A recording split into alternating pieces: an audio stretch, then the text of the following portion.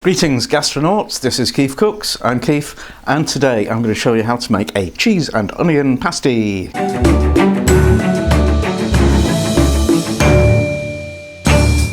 So I'm doing this recipe for Fred Zaffa, who wants to be able to make cheese and onion pasties for his wife Tahira. So good luck with that, Fred. So yeah, another vegetarian dish if you're the kind of vegetarian who eats dairy and cheese and stuff like that.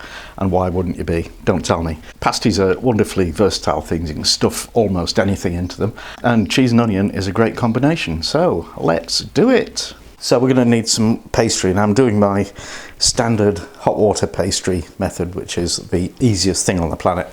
So I've got 500 grams of plain all-purpose flour, 200 grams of butter cut into smallish chunks, 250 ml of water, and a teaspoon of salt. First thing we need to do is melt the butter into the water. Now we want to add a teaspoon of salt to the flour. Give that a good old stir.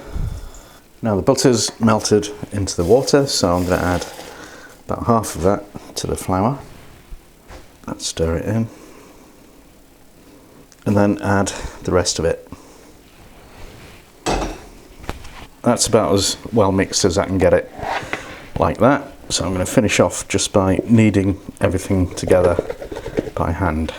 Mixy, mixy, kneady, kneady. Not kneady like bready kneady, just squidgy kneady, you know what I mean? Yes, I've lost the plot. So, nice steaming lump of hot water pastry dough, and what I'm going to do is just wrap it in plastic film and stick it in the fridge or freezer to cool down until it's reached about room temperature.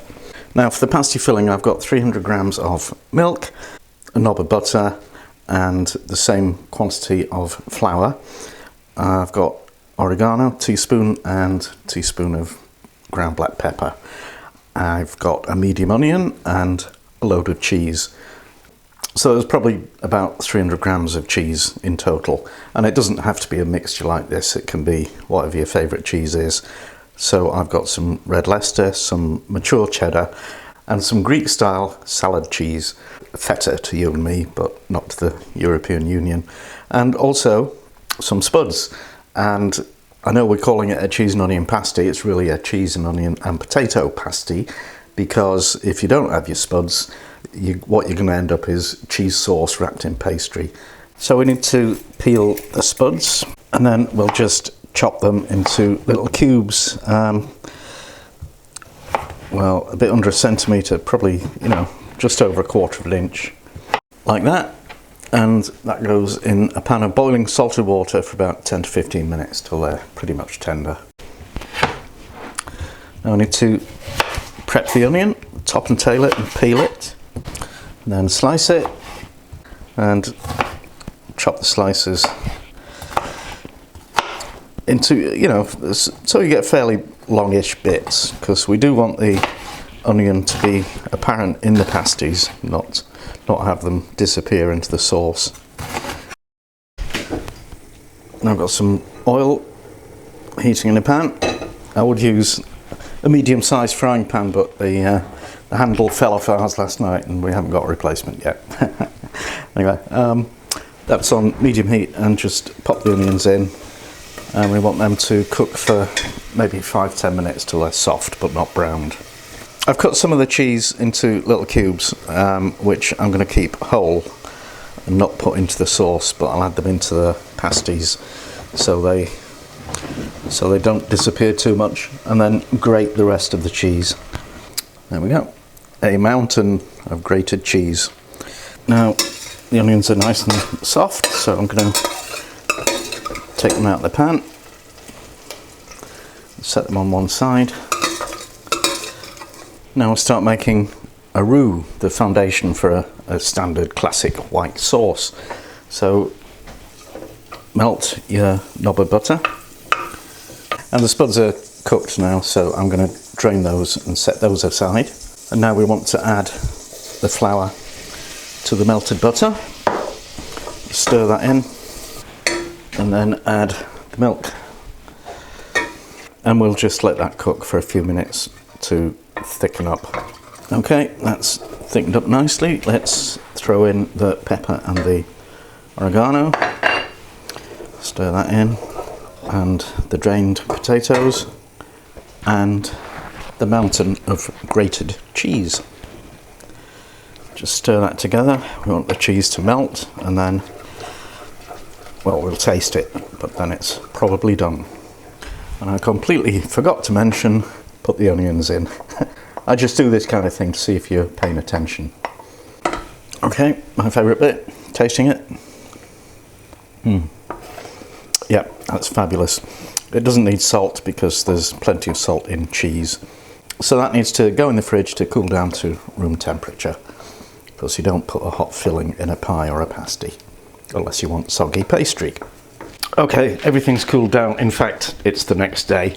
So I'm going to start building the pasties. I want a load of flour on the worktop. I'll just start off with half of this pastry. And we just want to roll it till it's about 5mm, about 1/4 of an inch thick. Okay, about like that.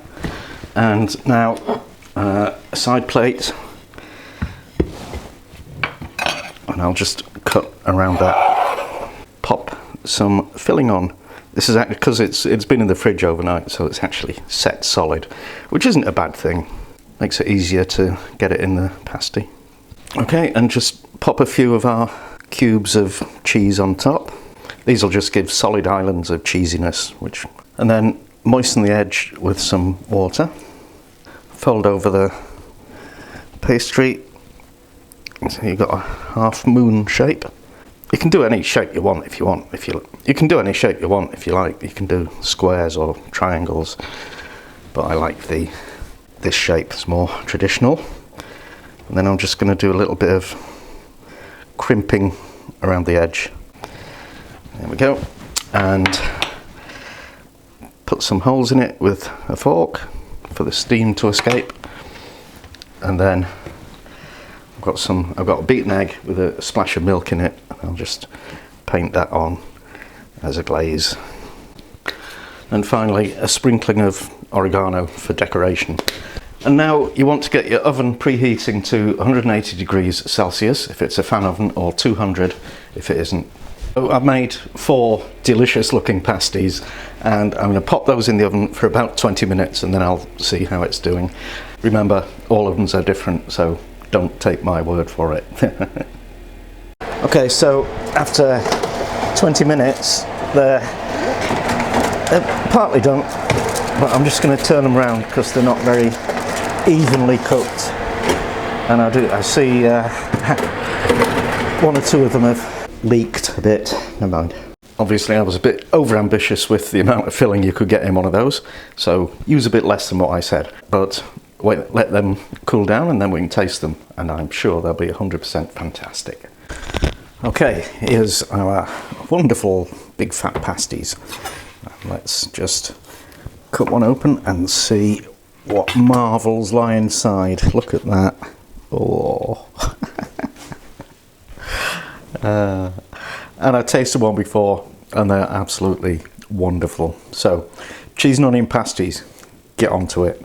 And that's that. Hope you enjoyed it. Now please share it with all your friends on social media. Subscribe to this channel, follow us on Facebook, Twitter, Pinterest, and don't forget the amazing website that has all the details of all the recipes. And thank you for watching. Come back soon.